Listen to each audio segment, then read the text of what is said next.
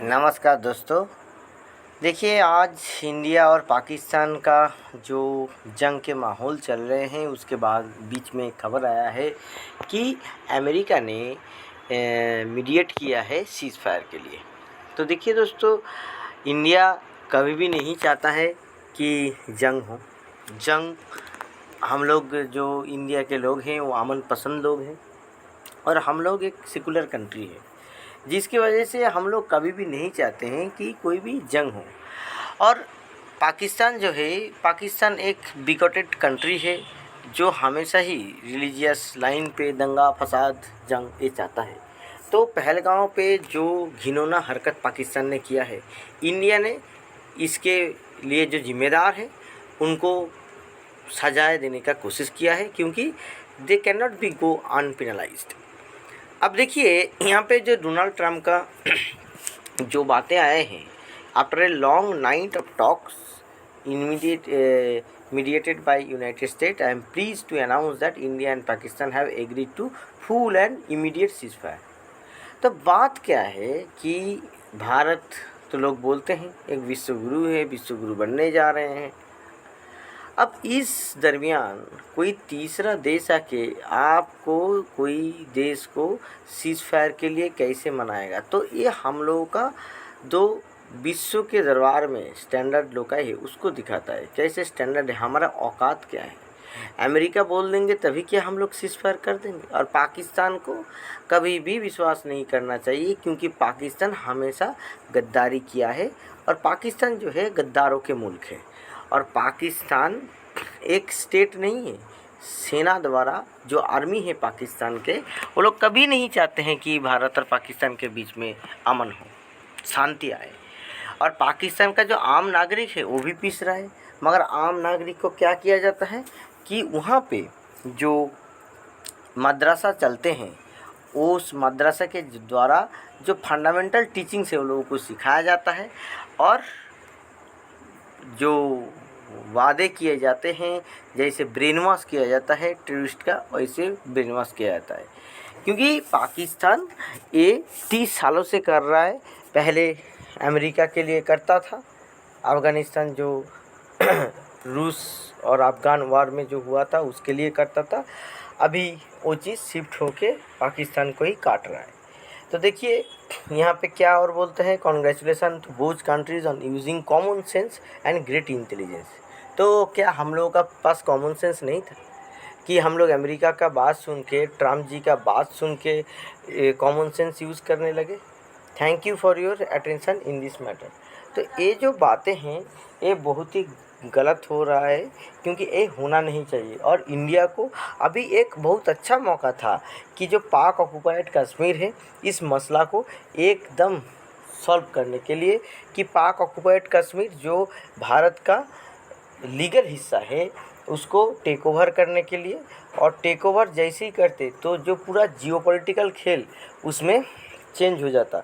तो चाइना और पाकिस्तान को जाके ये नहीं करता, क्योंकि सिपेक उसमें आ जाता और हम लोग जियोपॉलिटिकली बहुत ज़्यादा गेन करते।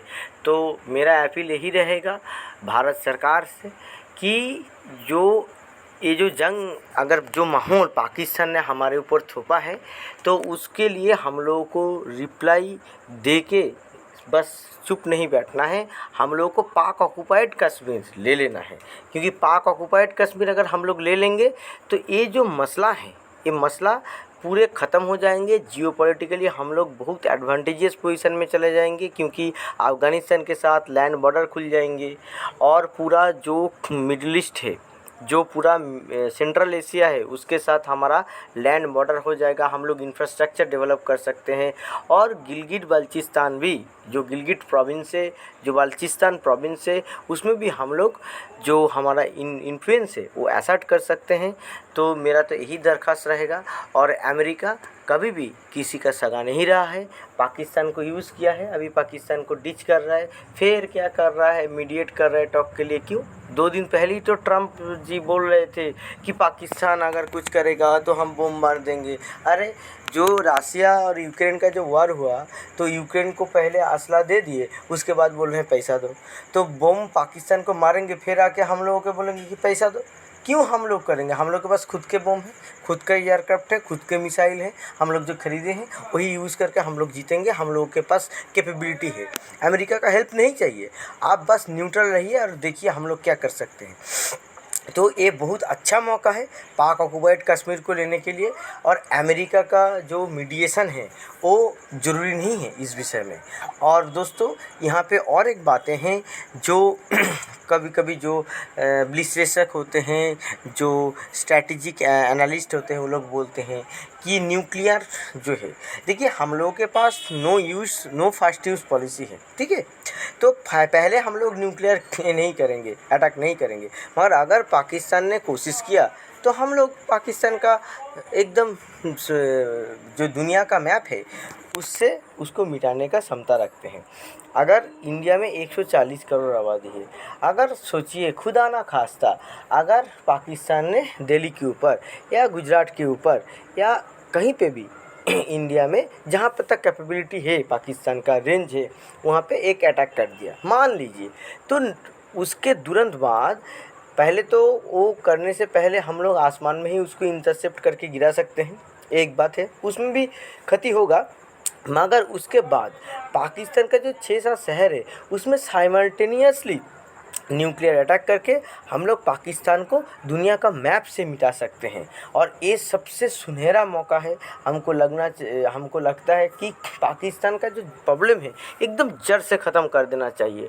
और पाकिस्तान सबसे बड़ा इंसानियत का दुश्मन है, और इंसानियत का जो दुश्मन होता है उसको ऐसे खुला छूट नहीं देना चाहिए। और पाक ऑक्युपाइड कश्मीर में जो हमारे जो कश्मीरी भाई वहाँ पे सफ़र कर रहे हैं, वो लोगों का सफरिंग्स भी ख़त्म होगा अगर वो लोग इंडिया के साथ जुड़ जाएंगे। क्योंकि आप लोग जानते हैं जम्मू कश्मीर असेंबली में ऑलरेडी जो पाक ऑक्युपाइड कश्मीर है वहाँ के लिए सीट रिज़र्व रखा जाता है। तो हम लोगों के पास इतना सहनशीलता हम लोग के पास ये है, तो हम लोग जो अपना जो अधिकार है उसको ले लेना चाहिए, और ये सब झांसे में नहीं आना चाहिए। मैं भारत सरकार को अपील करूंगा, जल्द से जल्द आप लोग पाक ऑक्युपाइड कश्मीर लेने का कोशिश कीजिए। पूरा भारत आपके साथ है, यहाँ पे कोई जाति धर्म का कोई बात नहीं है। हर नागरिक 140 करोड़ नागरिक आपके साथ है। आप लोग आगे बढ़िए, हम आप लोगों के साथ कंधे से कंधा मिला के ये जो पाक ऑक्युपाइड कश्मीर है इस मुद्दे पे हर कोई आपका साथ देगा। नमस्कार।